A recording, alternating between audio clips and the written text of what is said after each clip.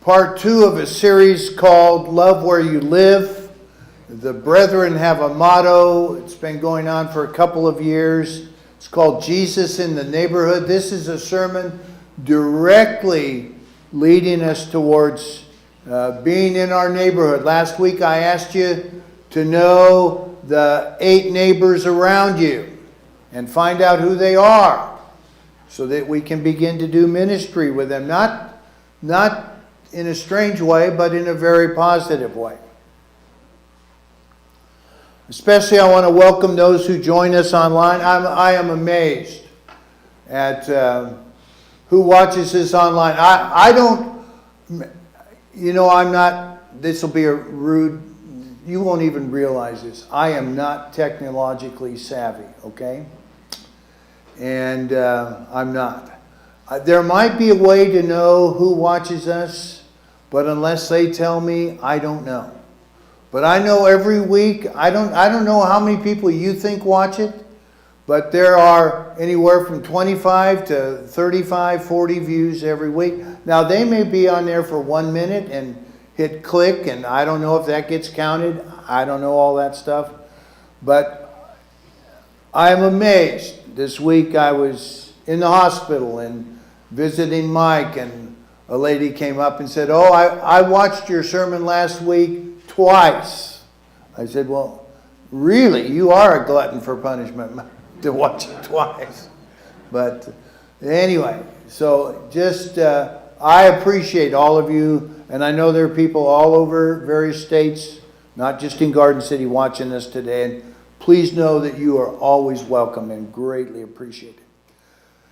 Today I want to go to a story that Jesus tells. It's in Luke 10. If you have your Bibles there, I'm just going to read the whole passage. It's familiar, something familiar to most of us that have been in the church for very long. It's Luke 10, 25 to 37. "And behold, a lawyer stood up to put him," that's Jesus, "to the test, saying, 'Teacher, what shall I do to inherit eternal life?' He said to him, 'What is written in the law? How do you read it?'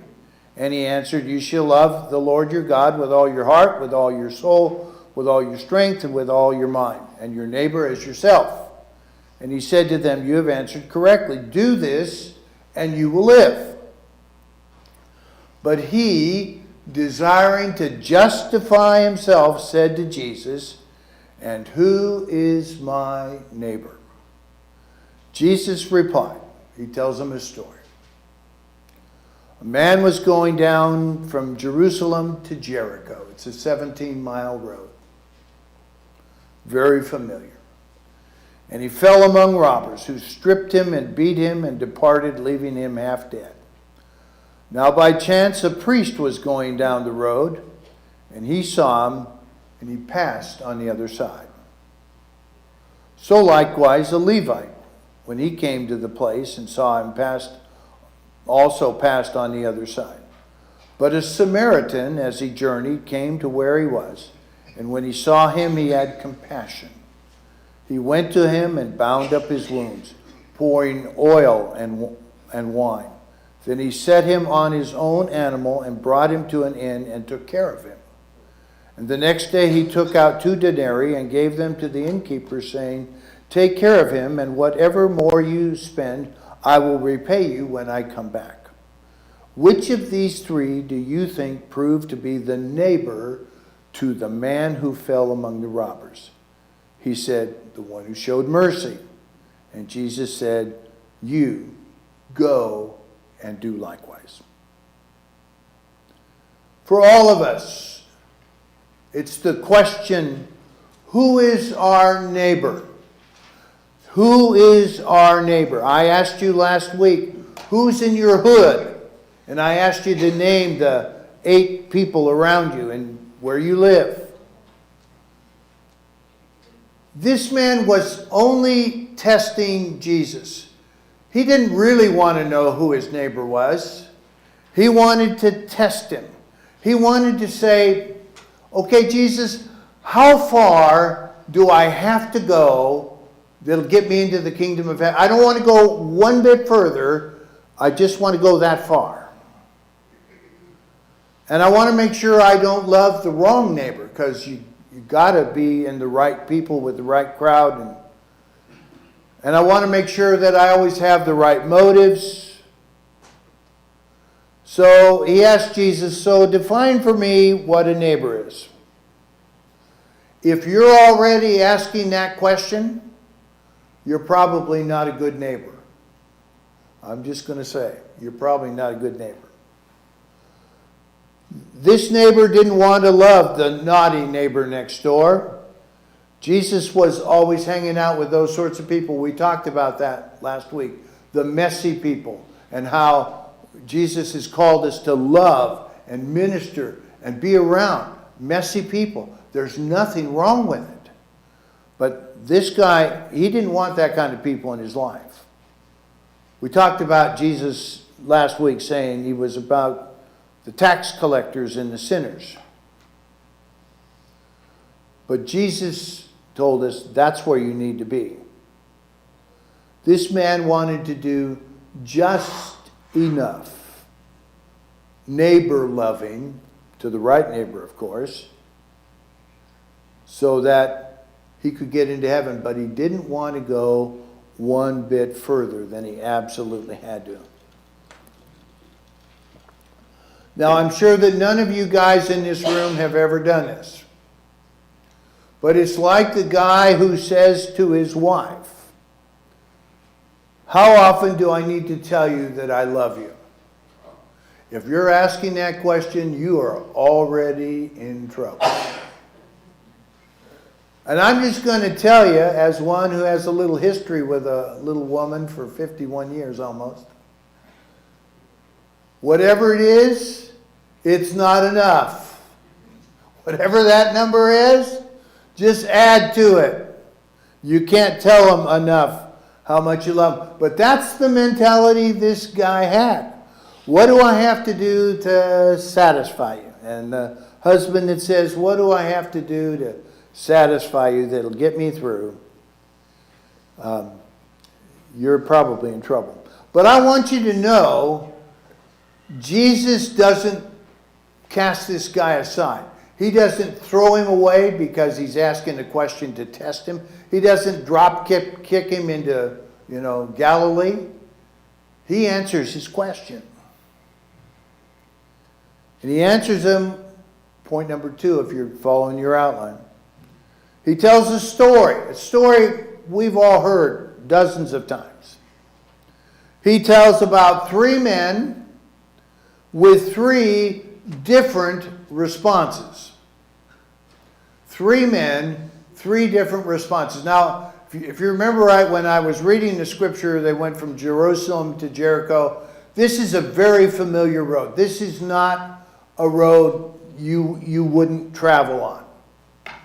Very familiar road. So it wasn't an unfamiliar territory. But there are 3 men. The first one in the story is a priest.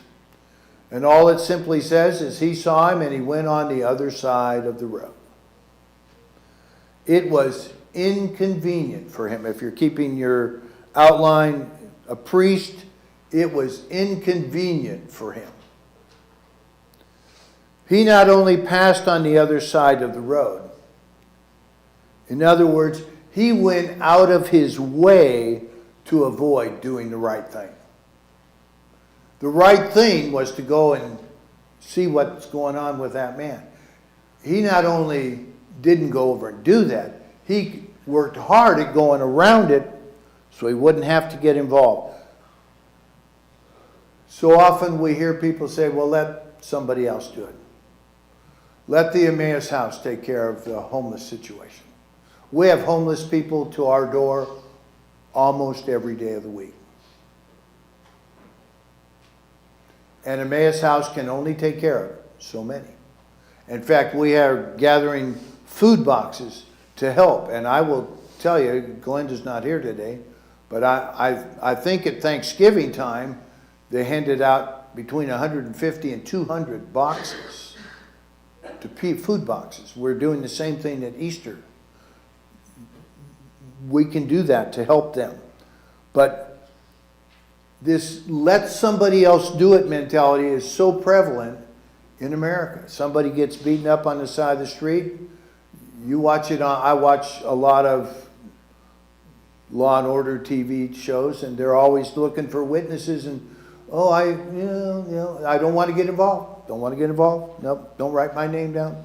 Don't, have you ever felt that way when you saw a homeless person or a person obviously in need on the street?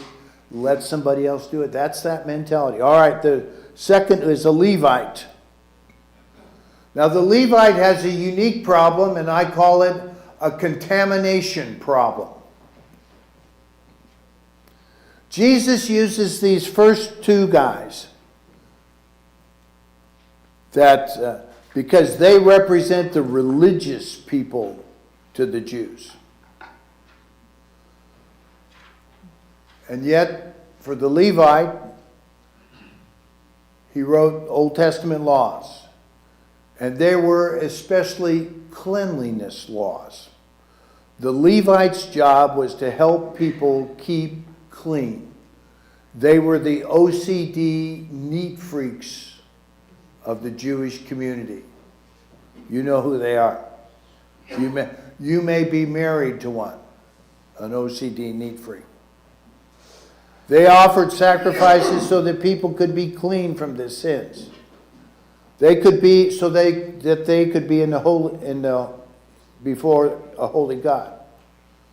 But if a Levite was defiled, if he was defiled, they could not offer sacrifices. They couldn't do their job.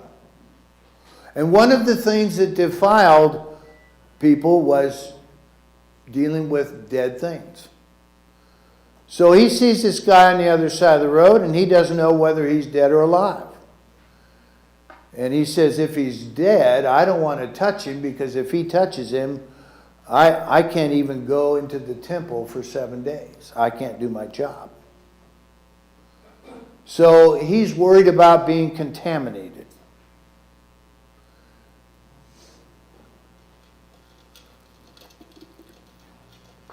It wasn't out of inconvenience like it was for the priest. It's out of contamination for the Levite. Now you probably never struggled with contamination until 3 years ago. 3 years ago, actually 4 years ago to this month, the month of March, when COVID came. Do you remember? We were all worried about being contaminated. We were desperately afraid of being contaminated. We were told to wear mask over mask over mask. We were supposed to, walk around 6 feet apart. We even had places in our church sanctuary where you could sit they measured them out 6 feet apart from each other. And I know some churches, blew me away. Some brethren churches even, they weren't even singing out loud because they were afraid that some spit might come out of your mouth and land and contaminate the people in front of you. That's how desperate we became about COVID. But there were some unusual people in that COVID time. They were called those that are essential to the community. So those were the people that were in the hospital, our first responders. I know our people in the sheriff's office, they worked right through the clock, just like they normally would. Vaughn, even his True Value store was deemed essential. So all of his workers went to work, and they had big shields up in front of them, and they wore a mask. And we were so afraid of getting contaminated. By the way, if you have never stopped to thank a first responder or those people that did those things for us, kept the preacher alive when I went through the drive-thru at McDonald's, actually handed me my food, we tend to maybe look down on people who do those sorts of tasks, but they were doing it in a time when our community, our world said, we need you to do that, but you're putting yourself at risk. It's all about contamination. We need to thank them for doing what they did. Now I want to tell you, I bet if you asked The priest and the Levite, a week later, about the guy, they would say, oh, I don't even remember the event. I never saw him. That's because their religiousness blinded them from seeing the man on the side of the road. And I pray today more than anything else. You don't know how I almost had to sing the song, Open My Eyes. I pray that we do not become spiritually blind, so religious that we cannot see the needs of a hurting world. So there's a third person, the priest, the Levite, and now see the Samaritan. He saw him with a lens of compassion, if you're filling in the blanks. He saw him with a lens of compassion. When he saw him, he absolutely saw a man who probably, he is the one person that should not have gone up and touched him. You realize the priest and the Levite religiously should have, but the Samaritan, and Jesus makes him the hero for a reason. The Samaritans were the lowest class to a Jew. A Jew did not associate with a Samaritan. So for the Samaritan to be the hero of the story, it's a pretty phenomenal thing. But the Samaritan, you have to realize, I think I've shared with you before, Jews and Samaritans hated each other. That's why I think Jesus makes him the hero. He was the guy who actually paid attention to the people around him. He was the guy who loved his neighbor even though he didn't know him. Because that's all that matters.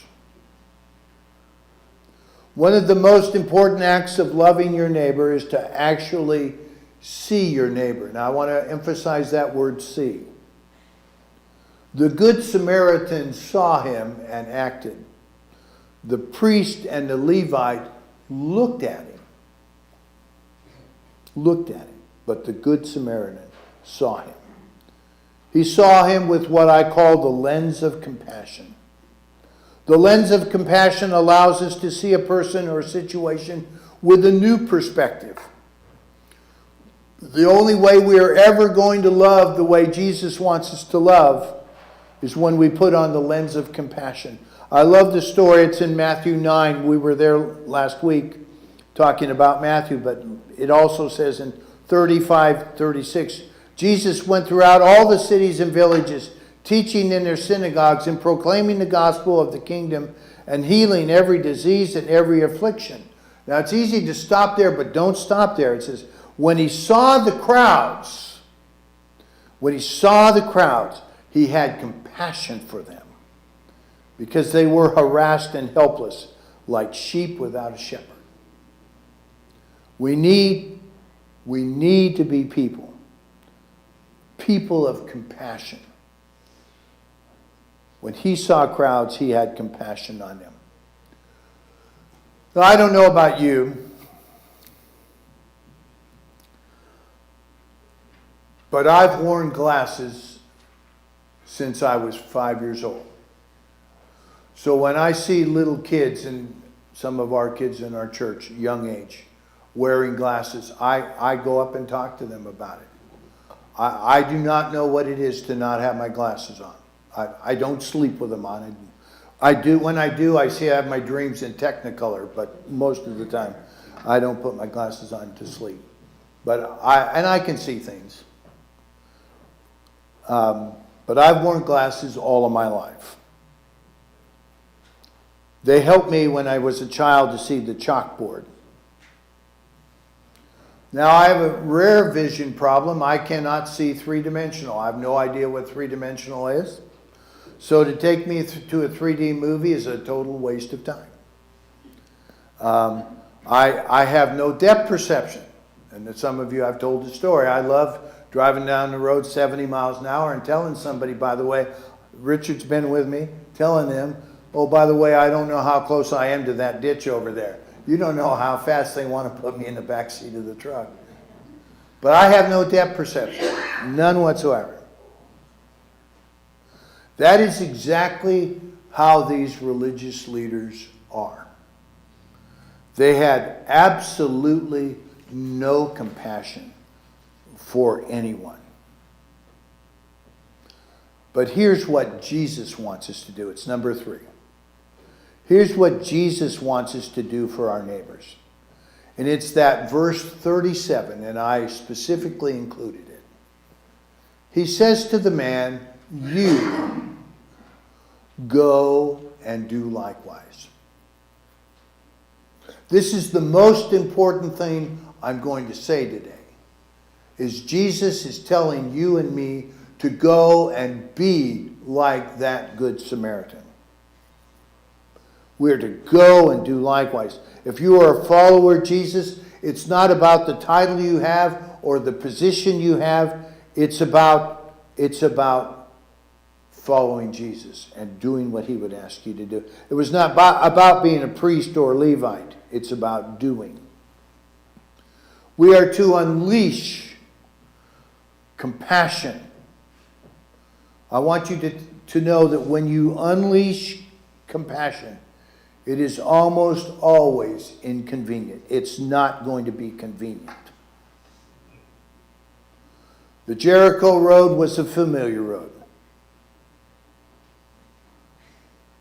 I want you to take a challenge with me. We have 21 days till Easter. Did you know that? 3 weeks we have Easter. We have next week, and then Youth Sunday on Palm Sunday, and then Easter Sunday, the 31st. We have 21 days. And I want to challenge our church. I want to challenge us to do, as a church, 100 acts of kindness in our community. I want you to do 21 acts of kindness for the people near you or around you, whenever you have opportunity to show compassion. Sometimes we look around in our world, we look in our town, we look in our city, we look in our neighborhood, and we say, oh, what difference can I make? So I heard about a business executive who went to Florida to get away and relax. He was burned out, he was done.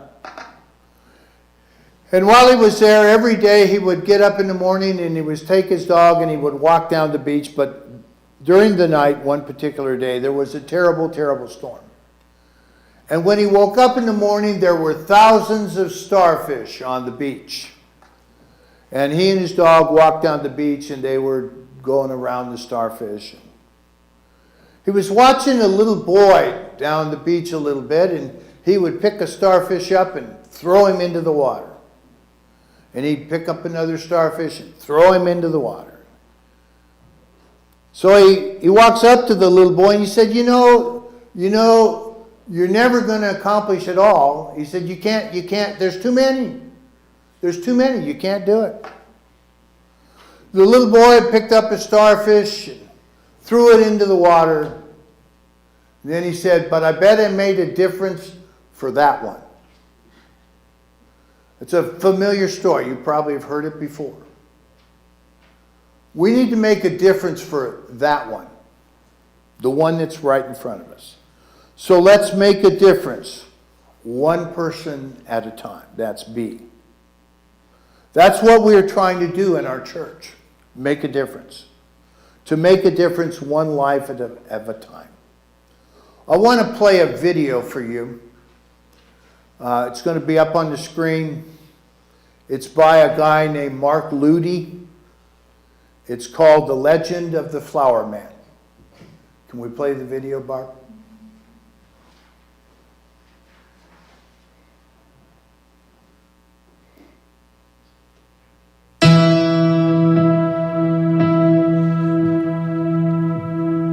Once upon a time, an old man crossed a bridge into a city that looked sad and dark even in the daylight. Can a city cry? Well, if a city could, then this one would.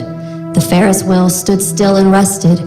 No one would dare to swim in the lake filled with trash and neglect. The gates of the city were broken when the flower man walked toward them, but he was glowing as if he knew a secret. Well, no one notices the flower man, despite his glowing and even his chuckling as he seems to challenge the despair, the division, the danger, and the darkness all around him. The city is blind to him.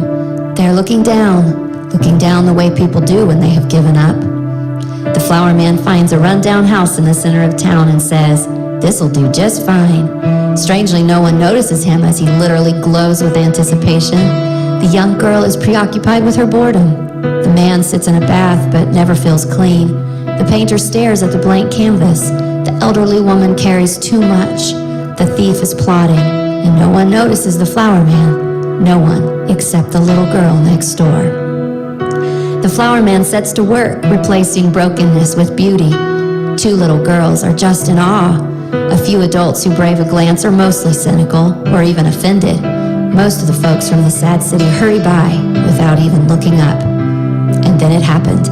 The moment the flower man knew would come, he knew it would change everything. Just as the thief was plotting to steal the beauty that the neighbors still didn't understand, the flower man gave it away. A gift so delicious that the little girl next door begged her mommy for one. The milkman was plain old shocked, but the artist was inspired. The flower man gets busy doing what he came to do, giving flowers away. The city seems to whisper and even shout, "Life is coming!" The streets are aglow with it. "Can it come to the fountain?" the little boy asks. "It is coming to my canvas," the artist declares. "It has come to my window?" the bathing man amuses. Despite the beauty all around, to some, life can be frightening. So the little girl next door says a quiet goodbye and is moved quickly away. But life makes the old woman smile, and the old man scratches head. The mother prays, the beggar receives, and the thief weeps. Because life cannot be stolen, it can only be given away. The flower man has a cookout, and the streets turn into a block party. Dancing, music, laughter, and games. Loneliness is swallowed up by joy. The canvases are beautiful. The stories of the ancients are told. Intimacy is in the window, and the fountain is flowing again. Joy lights the night. Games and music fill the streets. Their hearts are pulsing with life. Their hands are filled to overflowing. They cannot see over it. They cannot see that the flower man has packed up his bag of seeds and journeyed on. The flower man leaves the city aglow with love, answered prayers, and hope. Why did he leave? He left because there is someone who needs a flower, someone who couldn't get to him, so he will go to them, and he will bring them life. That's what our church is supposed to be about. Bringing life to people. Bringing hope, compassion to those who are hurting. The challenge is number 4. The challenge is for 100 acts of kindness in the next 21 days. You can do all sorts of things. I'm going to give you a couple of ideas, a couple of things that I've experienced, but there's 1,000,001 things you can do to help people. So I have a friend, she's recently retired as an EMT in our Finney County EMT. And she and her husband were coming back from a KU basketball game down I-70, and there was a motorcycle accident in front of them. A car had hit several motorcycles. And she and her husband, motorcyclists, we rode together for years. She jumped out of her car and she went and started giving aid to some of the motorcyclists that had been hit by the car. And then the ambulances and police came, and she had given her name as a witness, and they were, this motorcycle club evidently had realized who she was.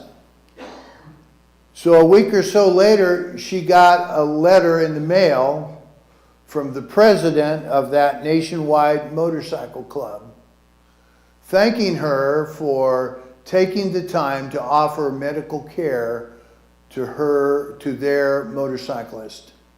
And then he said at the bottom, and she still has the card to this day, It says, if you ever need anyone taken out, just give me their name and I'll take care of them. Now that's funny, folks. That's funny. And she reminds her husband every once in a while that she does have the car. That's a funny story. A few weeks ago, I don't do half the grocery shopping in our home, but one day I was out doing grocery shopping and I was putting my groceries in my truck, and there was a car next to me, and it looked like a single mom and 3 young kids, like 8, 9, or 10. And before I knew it, the 3 young kids jumped out of the car and said, "Can we help you with your groceries?" They put all my groceries in the car for me, every one of them. And I reached for my wallet just to give them something to thank them. And she said, "No, they need to learn that we need to do acts of kindness just because we need to do acts of kindness." I said, "I'm going to preach on that in 2 weeks." She smiled.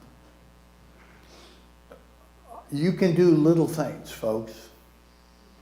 I love going through the drive-through line at McDonald's. I mentioned McDonald's. They don't pay me to do their promotions.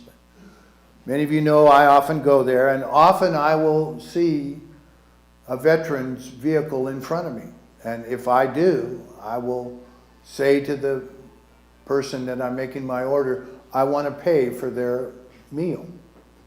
I love paying for the meal of a veteran or for someone who I think needs help. And trust me, some of you have bought my meal in a meal, and I greatly, greatly appreciate it. You can take a meal to a sick person, or you can hold the hand of one who is grieving. There are hundreds of things you can do, like the Good Samaritan. Hundreds of things. We can choose to walk on the other side of the road because it's inconvenient, or, oh, they're not our kind of people, so let's not reach out and touch them. Or we can be like the Good Samaritan, and we can offer compassion, and we can offer care, and we can take care of them. So the conclusion is very simple.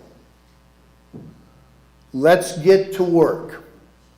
Jesus said, "Go and do likewise." And I want to say, let's get to work. Your neighbor needs you. Your neighbor needs your compassion, your love, your act of kindness. We're going to sing